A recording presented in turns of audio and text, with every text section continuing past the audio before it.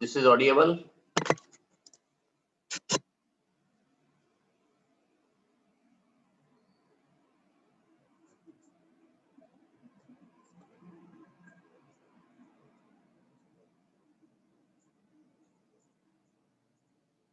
This is audible.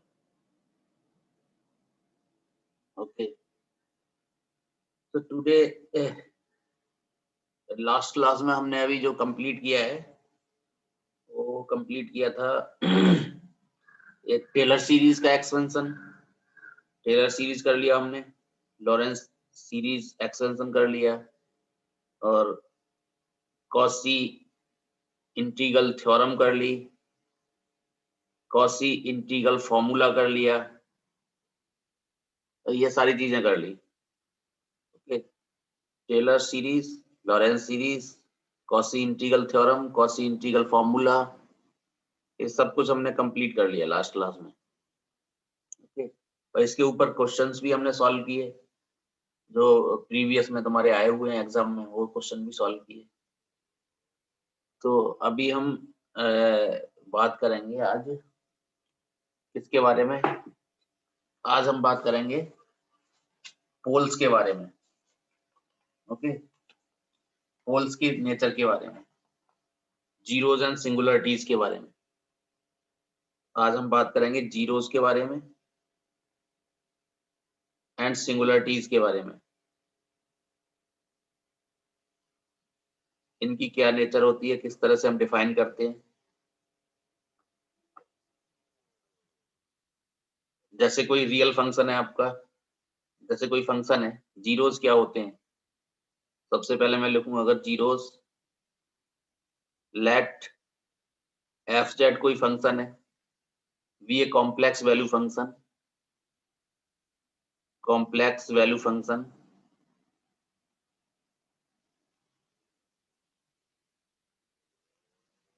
Function, then all those values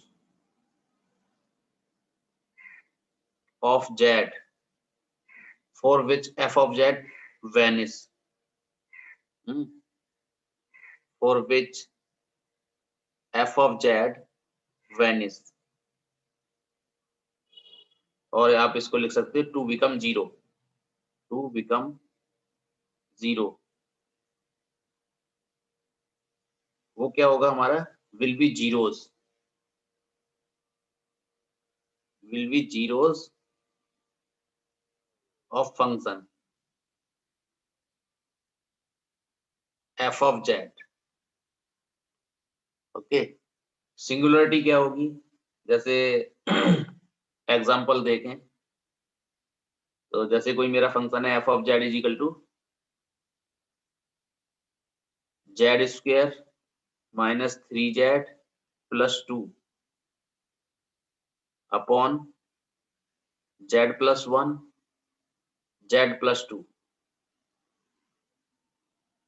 So here is zeros. If you put zeros, क्या क्या है इसके? Zeros कैसे determine करेंगे? आपने न्यूमिनेटर को जीरो कर देना है। If z square minus 3z plus 2 is equal to zero, then you will get the zero. अगर ये न्यूमिनेटर को जीरो रख दो तो आपको जीरो मिल जाएगा। तो अगर आप इसमें से जीरोस निकालना चाहें तो जीरोस क्या हो जाएंगे आपके? यहाँ इसके फैक्टर क्या होंगे? z is common, z minus 3, इसको लिख सकते हैं हम 2 को minus 2।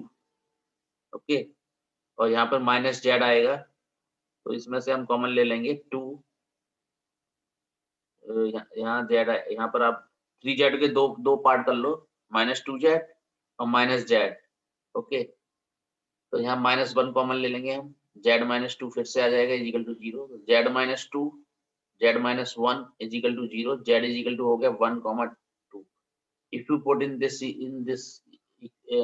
function z is equal to 1 and z is equal to function will be 0, so therefore हम बोल सकते हैं at z is equal to 1 and z is equal to 2 function f of z goes to 0। तो therefore हम कह सकते हैं hence, इससे हमें क्या मिला, z is equal to 1 and z is equal to 2 are the zeros, are the zeros of the function, zeros of the function. ये क्या है, उसके फंक्शन के जीरोज है। तो if you talk about the singularity, singularity क्या होंगी, singularity होती है हमारी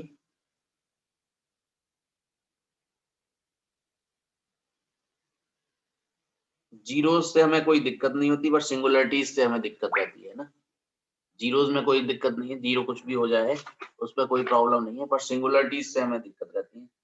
सिंगुलरिटीज को हमें करना पड़ेगा change.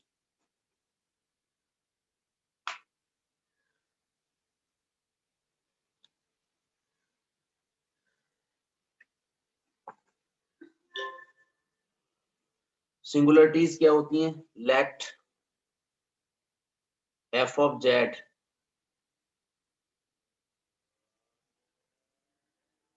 B a complex value function, complex value function, complex value function, then all, then for all those values, all those values of f of z, z for which, for which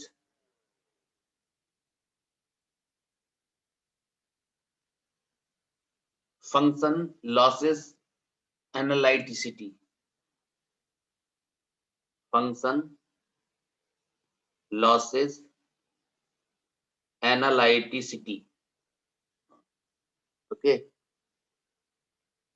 function losses analyticity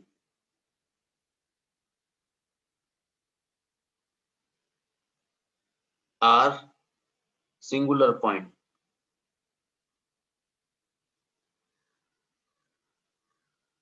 और singularity. Singular point होगा या singularity होगी, जिनके लिए function अपना analyticity loss कर देता है, तो वो सिंगुलरिटी होंगी। फॉर एग्जांपल अगर यही एग्जांपल लें, एफ ऑफ जेड हमने लिया था क्या, Z square minus 3z plus 2 upon Z plus 1 into z plus 2, ये हमने लिया था Z plus 1 into z plus 2। इसमें अगर आप देख पा रहे हो यहाँ पर जो है हमारा फंक्शन, इसके सिंगुलरिटी डिटरमाइन करने के लिए हम क्या करते हैं, उसके डिनोमिनेटर को जीरो करते हैं। ओके, जीरो डिटरमाइन करने के लिए उसके न्यूमिनेटर को जीरो करते हैं, और सिंगुलरिटी डिटरमाइन करने के लिए उसको फंक्शन के डिनोमिनेटर की जो वैल्यू है उसको जीरो रखते हैं। तो if z plus 1 into z plus 2 is equal to 0, f of z क्या होगा, एनालिटिसी को जीरो लॉस कर देगा, क्योंकि f of z is equal to infinity means loss analyticity, है ना। क्योंकि यहाँ पे नीचे जीरो रख दोगे, तो if z plus 1 into z minus z plus 1 into z plus 2 is equal to 0, so this term upon 0 means goes to infinity, तो अपनी एनालिटिसिटी लॉस कर रहा है। इसका मतलब हमको कह सकते हैं कि z is equal to -1 and z is equal to -2 are the singularities।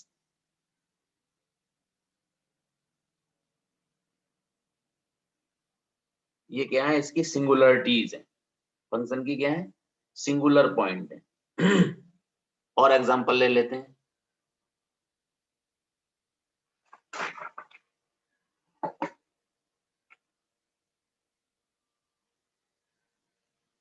जैसे एक और एग्जांपल ले लिया हमने, f of z is equal to sine z upon z minus 1, एक ये एग्जांपल ले लिया। तो जीरोस क्या हो सकते हैं इसके,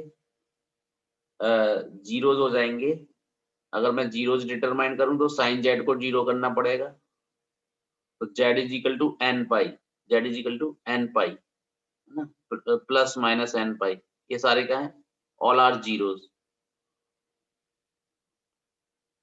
सभी जीरोज होंगे, प्लस माइनस एन पाई का सारे जीरो होंगे। सिंगुलरिटी अगर मुझे डिटरमाइन करनी है तो क्या होगा, सिंगुलरिटी डिटरमाइन करनी है तो क्या होगा, जेड माइनस वन को डिनोमिनेटर को जीरो करना पड़ेगा, तो Z is equal to one is a singularity, is a singular point, singular point. Okay, इस तरह से हम कह सकते हैं। This is clear. अब नाउ जीरोस के बारे में तो हमें कुछ नहीं करना,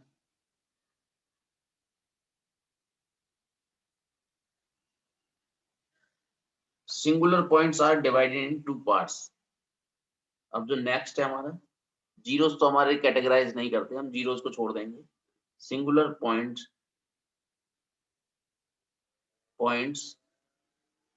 आर डिवाइडेड नाउ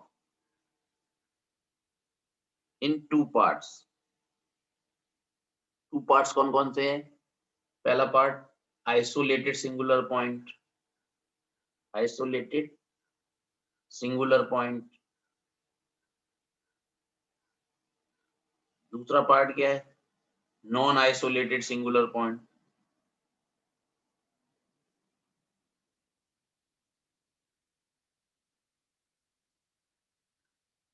दो पार्ट में इनको डिवाइड कर दिया गया, isolated singular point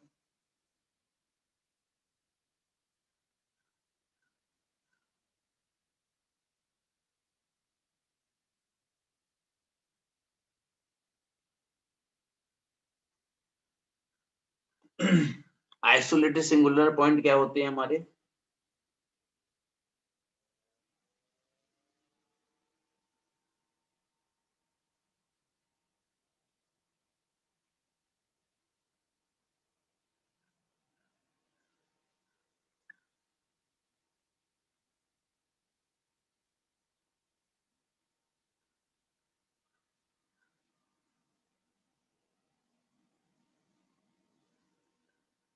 If f of z analytic surrounding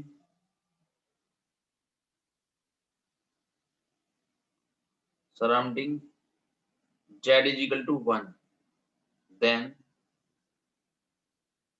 isolated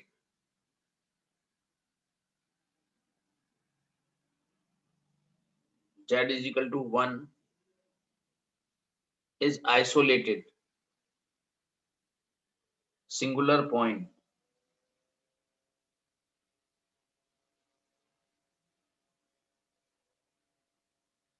है ना।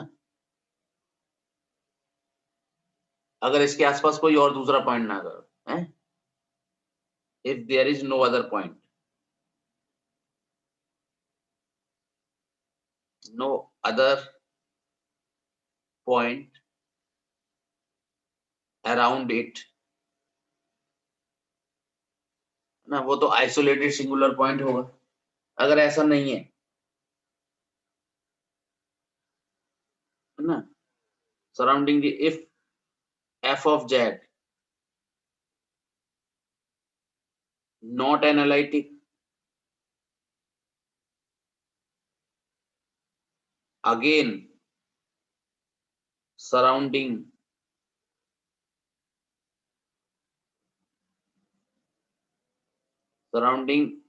the z is equal to 1, then non isolated singular point. तब क्या होगा? नॉन आइसोलेटेड सिंगुलर पॉइंट होगा। इसका मतलब वहां पे कोई और सिंगुलर पॉइंट भी है। अगर z is equal to 1 is isolated singular point, then इसके सराउंडिंग में कोई और अदर पॉइंट नहीं होगा। अगर इसके सराउंडिंग में और भी कोई पॉइंट है तो वहां पर f ऑफ z एनालिटिक नहीं होगा, है, अगेन नॉट एनालिटिक अगेन। तो f of z analytic surrounding z is equal to 1, then z is 1 is isolated singular point. But इस ऐसा नहीं है, if f of z is not analytic again surrounding the z is equal to 1, then non isolated singular point. तब क्या होगा हमारा non isolated singular point होगा. इसके सराउंडिंग में और भी सिंगुलरिटीज अवेलेबल है. तो ये हमारा नॉन आइसोलेटेड होता है और ये आइसोलेटेड होता है. तो हम कहते हैं कि एफ ऑफ जेड कभी भी हम एक सिंगल पॉइंट को बाहर तो नहीं निकाल पाएंगे, उसके सराउंडिंग में कुछ एरिया लेके तभी निकालेंगे. जैसे सपोज कर लो ये मेरा कोई कंट्यूर है, ये कंट्यूर है, इसका मतलब ये कोई मेरा point z is equal to A है. तो इस पॉइंट को ही मैं बाहर नहीं निकाल पाऊंगा, बट इसके सराउंडिंग में कुछ ना कुछ इस तरह से एक सर्कल ड्रॉ करूंगा, वो मुझे बाहर निकालना पड़ेगा.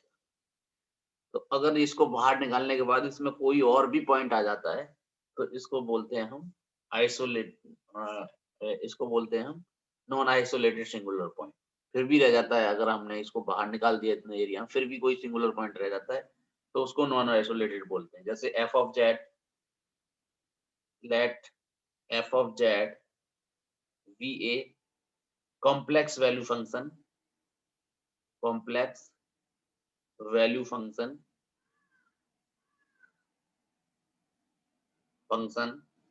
with singular point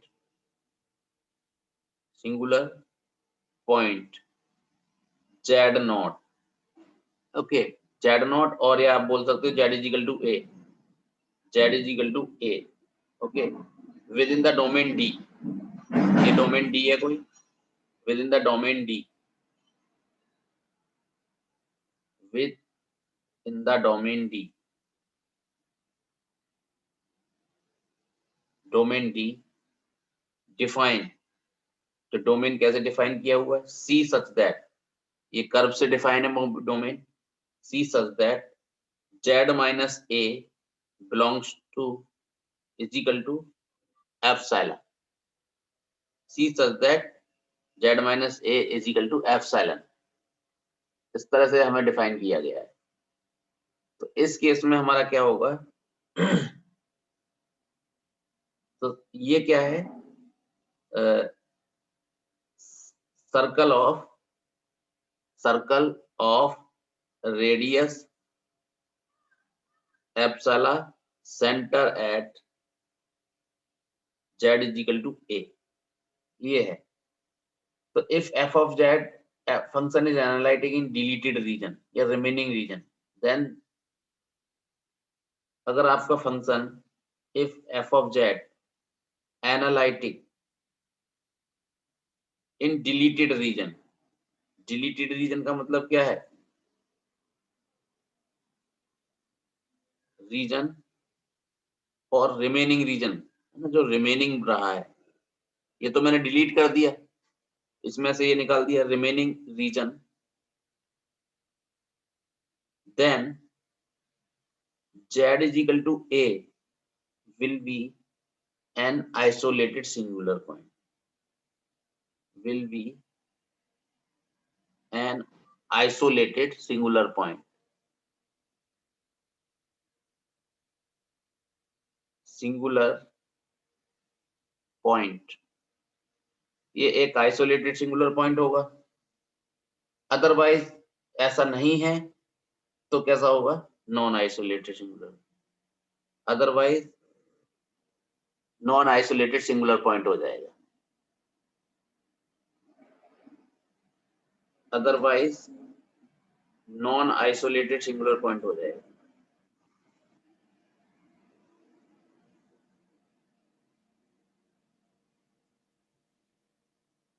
otherwise non isolated singular point होगा. अगर ऐसा नहीं है तो हमारा नॉन आइसोलेटेड सिंगुलर पॉइंट होगा. ये मैंने एप्सिलॉन रेडियस का कोई सर्कल ड्रॉ कर दिया, ये डोमेन है, तो ये एफ ऑफ जेड हो गया एनालिटिक. अब जो ये जो रीजन बचा, ये जो रीजन बचा डिलीटेड रीजन कैसा बचा, मैंने बताया है कि अगर इसमें से कोई पोल बाहर निकाल दें तो दो डिस्क बन गई है, एक इंटरनल डिस्क जिसकी रेडियस है, एक एक्सटर्नल डिस्क है ना. तो यहाँ पर ये जो रीजन बचा एनुलर रीजन होगा,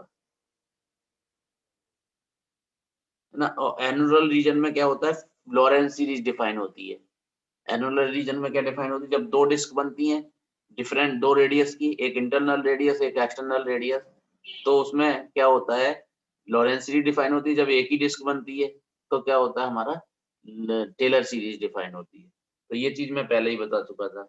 तो अगर ऐसा है, जैसे हमने इसको बाहर निकाल दिया जेड माइनस ए करके, और कितनी रेडियस का, एप्सिलॉन रेडियस का कोई आर्बिट्रेरी रेडियस का एक सर्कल ड्रॉ करके बाहर निकाल दिया। अब अगर उसको बाहर निकालने के बाद ये रिमेनिंग रीजन में एनालिटिक है फंक्शन, तब तो मेरा z is equal to a isolated होगा। अगर रिमेनिंग फंक्शन में फिर से एनालिटिक नहीं है, तो इसका मतलब फिर इसके अंदर और भी सिंगुलरिटीज है, तो हमारा क्या होगा, नॉन आइसोलेटेड, है ना।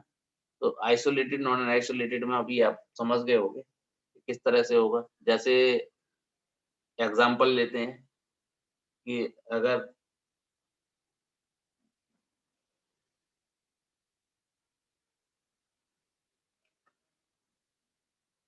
जैसे अभी मैंने एग्जांपल लिया, f of z is equal to sine z upon z minus one. तो इसमें सिंगुलर पॉइंट क्या है, Z is equal to one, a singular point. Singular point क्योंकि यहाँ पर फंक्शन क्या है, इन्फिनिटी है, क्या है, सिंगुलर पॉइंट है।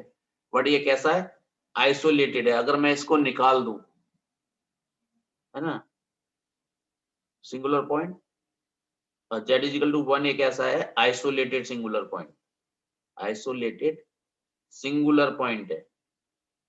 अगर ये मैं फंक्शन में निकाल दूं, तो मेरा फंक्शन क्या हो जाएगा, एनालिटिक होगा। अगर इसको छोड़ दें, बाकी सब जगह एनालिटिक है।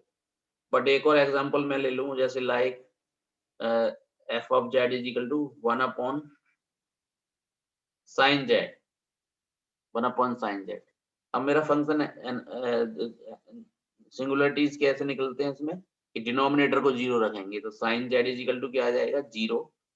तो साइन जेड जीरो कहाँ कहाँ पर होता है, साइन जेड जीरो होता है साइन एन पाई पर जीरो होता है, प्लस माइनस सारे पे। तो जेड की वैल्यू हो गई एन पाई। अगर जेड की वैल्यू एन पाई रखेंगे, तो हमारा क्या आएगा, सिंगुलर पॉइंट आएगा। तो एन तो हमारे बहुत सारे हैं, 0 1 2 3 एंड सो ऑन। तो मतलब एक एक निकालोगे तो दूसरी रह जाएगी, दूसरा निकालोगे थर्ड रह जाएगी, थर्ड निकालोगे फोर्थ। तो यहाँ पर क्या है, Z is equal to N pi, कैसा है, non isolated singular point, non isolated, isolated नहीं है, अकेला नहीं है, बहुत सारे हैं इसके साथ में सिंगुलर पॉइंट। तो अगर आप एक निकालोगे तो कितनी इनफाइनाइट तक जा रहा है, एन इनफाइनाइट तक जा रहा है। तो infinite number of singular points एक साथ अवेलेबल हैं, तो हम निकाल नहीं सकते। अगर मैंने जीरो को निकाल दिया कट करके बाहर, तो फिर वन रह जाएगा, वन को निकाल दिया टू रह जाएगा, थ्री तक निकाल दिया फोर रह जाएगा, फाइव तक निकाल दिया फिर और रह जाएगा। तो ये कैसा है, सिंगुलर पॉइंट हो गया हमारा नॉन आइसोलेटेड टाइप का सिंगुलर पॉइंट।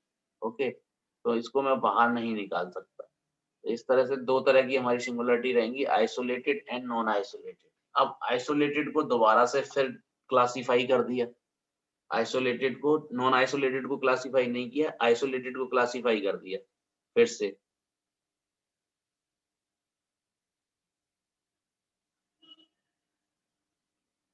आइसोलेटेड को क्लासिफाई कैसे किया, आइसोलेटेड को क्लासिफाई करने का हमारा तरीका था,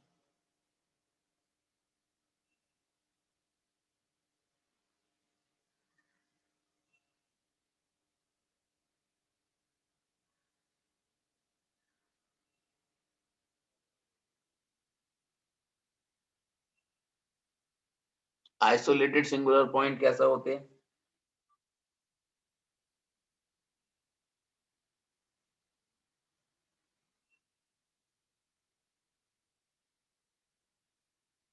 आइसोलेटेड सिंगुलर पॉइंट को मैंने क्लासिफाई किया फर्दर। तो फर्दर क्लासिफाई करने के बाद divided into three category. Isolated जो सिंगुलर पॉइंट है वो तीन कैटेगरी में फिर से डिवाइड हो गए। Isolated singular point divided into three part. Again again three parts में कैसे डिवाइड हो गए, पहला पार्ट जैसे, पहला तो हो गया हमारा पोल, जिसको हम पोल बोलते हैं। दूसरा हो गया हमारा एसेंशियल सिंगुलरिटी,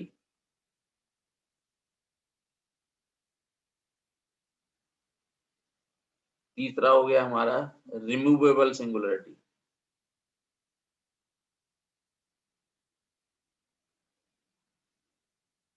इस तरह से हमारे डिवाइड हो जाएंगे चार पार्ट, तीन पार्ट में। होल हो जाएगा, essential singularity, removable singularity. Okay, तो ये हमारी तीन पार्ट में डिवाइड हो जाएगा।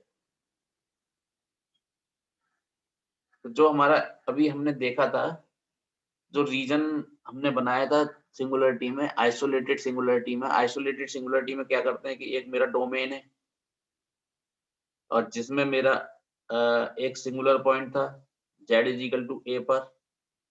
इसके सराउंडिंग में मैंने एक इस सर्कल से एक को आप बाहर निकाल दिया, तो डिलीट कर दिया ये रीजन। तो ये जो रीजन बचा ये डोमेन D में था, और ये मैंने C एक सर्कल ड्रॉ कर दिया। C क्या है, z is equal to a isolated singular point है, आइसोलेटेड सिंगुलर पॉइंट है। z is equal to a कैसा है, आइसोलेटेड सिंगुलर पॉइंट है। तो अगर z is equal to a isolated singular point है तो C such that z minus a को सेंटर मान के एक एप्सिलॉन रेडियस का, आर्बिट्ररी रेडियस का एक सर्कल ड्रॉ कर दिया ये। तो अब ये जो पोर्शन है ये बाहर निकल गया। अब रिमेनिंग पोर्शन जो है, रिमेनिंग रीजन, इसको डिलीटेड रीजन इसको बोलते हैं, डिलीटेड रीजन। रीजन जो बचा उसको बोलते हैं डिलीटेड रीजन। वो कौन सा है, CD। ये CD है ना, ये CD रीजन बचा, ये वाला, ये वाला, ये वाला, ये जो रीजन बचा CD, तो ये कैसा है, एनुलर रीजन है। ये कैसा बचेगा, एनुलर रीजन। तो देयरफॉर यहाँ पर जो फंक्शन एक्सपेंड होगा, therefore fz can be expand by Lorentz series। जो दो डिस्क बनती हैं, एक आउटर डिस्क और एक इनर डिस्क, है ना, तब इस केस में क्या है, हमारा जो फंक्शन है वो लॉरेंस सीरीज से डिफाइन होता है। मतलब यहाँ पर जो z है हमारा, z माइनस a जो सिंगुलर पॉइंट है, वो इस तरह से डिफाइन होगा कि इसकी दो रेडियस बन जाएंगी। एक रेडियस तो हो जाएगी epsilon is less than z minus a, okay, और इज लेस देन, आगे आप कितना भी ले सकते हो, इन्फिनिटी भी ले सकते हो, आगे आप कितना भी ले सकते हो, इन्फिनिटी। तो इस तरह की अगर सिचुएशन बनती है तो आप किससे डिफाइन करते हो, लॉरेंस सीरीज से डिफाइन करते हो अपने सिस्टम को। ये लॉरेंस सीरीज से हमारा सीरीज से डिफाइन हो जाएगा, लॉरेंस सीरीज यहाँ पे लगेगी। ओके,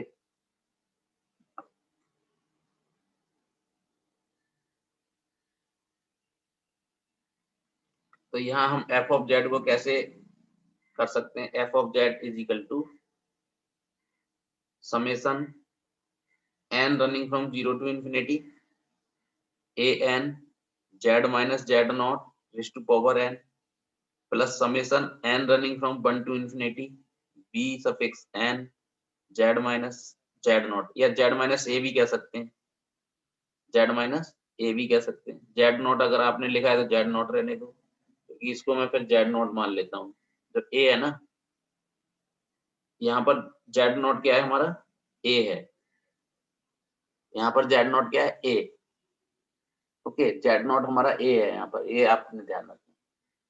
तो इसको ऐसे भी लिख सकते हो आप, f of z is equal to summation n running from 0 to infinity an z minus a raised to power n plus summation n running from 1 to infinity v of n z minus a raised to power n, ऐसे भी लिखा जा सकता है। तो यहाँ पर ये जो टर्म है ये है हमारा जनरल टर्म, ये क्या है, जनरल टर्म। और ये जो टर्म है ये है हमारा प्रिंसिपल टर्म। प्रिंसिपल टर्म, ये प्रिंसिपल टर्म है। तो singular point classify by second term, ये तो जीरोस बताता है, ये क्या बता रहा है, क्योंकि z माइनस ए आ रहा है ना, इसमें जीरोस बता रहा है, z इज इक्वल टू ए पर ये जीरोस होंगे, ये तो जीरोस को बता रहा है। अब यहाँ पर अगर z इज इक्वल टू ए पर देखें तो ये क्या होंगे, सिंगुलर पॉइंट होंगे। तो सिंगुलर पॉइंट कौन से वाले से डिफाइन हो रहे हैं, इसमें डिनोमिनेटर आ रहा है, इसमें डिनोमिनेटर नहीं आ रहा, इसमें तो निम्नेटर है ओनली, तो निम्नेटर इस तो जीरो से डिफाइन होगा, और ये वाला जो टर्म है ये किससे डिफाइन होगा, ये सिंगुलर पॉइंट से डिफाइन होगा। इज इट क्लियर और नॉट? इसमें डिनोमिनेटर नहीं है, इसमें डिनोमिनेटर है, इसमें अगर z इक्वल टू a रखते हैं तो जीरो आएगा, ये तो ये जीरो से डिफाइन होगा, और अगर इसमें z इक्वल टू a रखते हैं तो ये आएगा इनफाइनाइट, तो ये सिंगुलर पॉइंट से डिफाइन होगा। तो सेकंड टर्म हमारा सिंगुलर पॉइंट को डिफाइन करता है। तो singular point classify by second term, singular point classify by second term, कौन से टर्म से, सेकंड टर्म से क्लासिफाई होते हैं सिंगुलर पॉइंट। सेकंड टर्म से कैसे क्लासिफाई होते हैं सिंगुलर पॉइंट, लेट, तो इसमें हम बोल सकते हैं there are three possibilities, one is the pole, another is the essential singularity, another is the removable singularity. तो एक चीज आप ध्यान से सुनो, अगर लॉरेंस सीरीज के एक्सपेंशन में अगर इस फंक्शन को एक्सपेंड करें तो जो लॉरेंस वाला टर्म है, ये वाला जो प्रिंसिपल टर्म है, प्रिंसिपल टर्म में अगर finite number of principal term आते हैं, 1 2 3 4 5 6, जिनको आप काउंट कर सकते हो, है ना, प्रिंसिपल टर्म में अगर finite number of principal term आते हैं तो वो जो क्या होंगे, पोल होंगे, वो क्या होंगे, पोल होंगे। अगर उसमें infinite number of principal term आते हैं तो वो जो होगी वो एसेंशियल सिंगुलरिटी होगी। अगर कोई भी प्रिंसिपल टर्म नहीं आता है तो वो क्या होगा, रिमूवेबल सिंगुलरिटी होगी। ये चीज आपने याद रखनी। मैंने क्या बताया, सिंगुलर पॉइंट प्रिंसिपल टर्म से डिफाइन होते हैं। प्रिंसिपल टर्म में, प्रिंसिपल टर्म में अगर finite number of principal term आ रहे हैं, जैसे n is running from 1 to infinity, finite का मतलब n is running from 1 to 2 3 4 5 6 7, finite number of principal term आ रहे हैं तो वो क्या होंगे, पोल होंगे।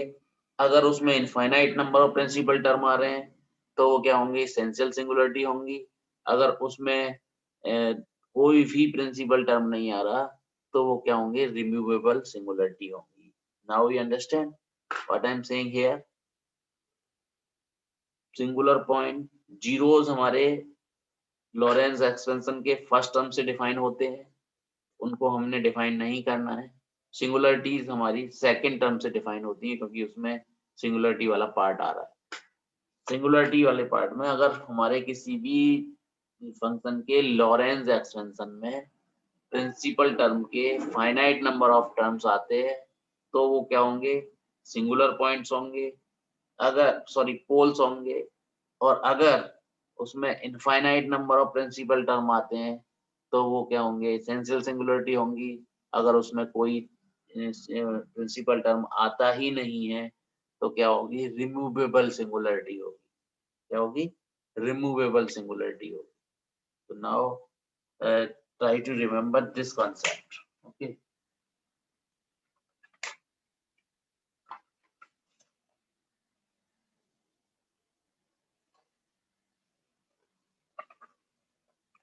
जैसे अभी हम देखें तो मैं यहाँ पे लिख सकता हूँ, in the expansion of, in the expansion of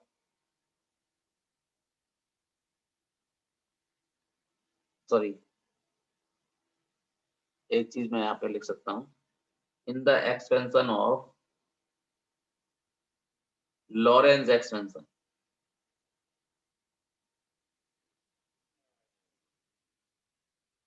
of F of Z, है ना, F of Z,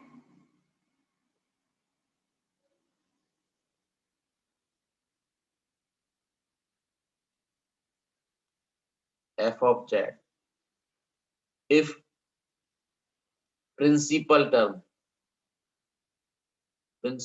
part of the expansion, ये प्रिंसिपल पार्ट है ना, ये प्रिंसिपल पार्ट है पूरा, principal part of the expansion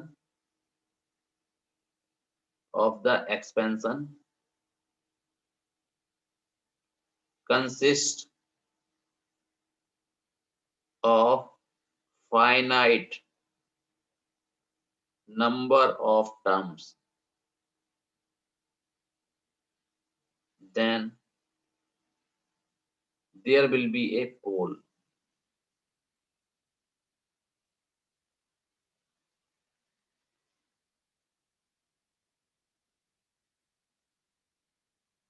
There will be pole. तब क्या होगा, हमारा पोल होगा। जैसे ये आपने याद रखना है, in the extension of Lorentz,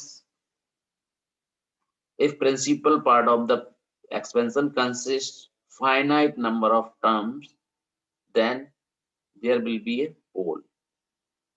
जैसे f of z is equal to 1 minus cos z upon z q, suppose z q इस तरह से आ गया, तो इसका लॉरेंज एक्सटेंशन करो।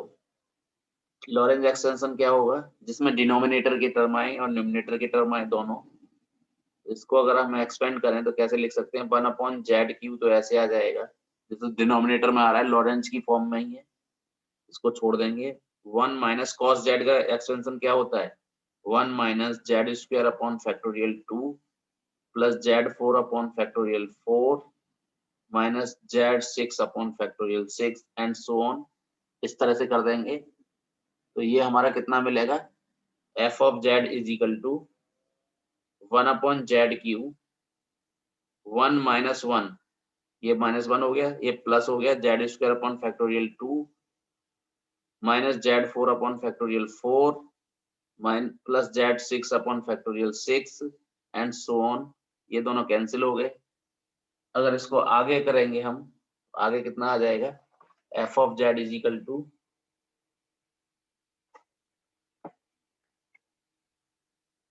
f of z is equal to कितना आ जाएगा, z square upon factorial 2, 1 upon z cube बाहर आ रहा है, z square upon factorial 2 minus z 4 upon factorial 6 और प्लस जेड 8 अपॉन फैक्टोरियल 8, इस तरह से आएंगे।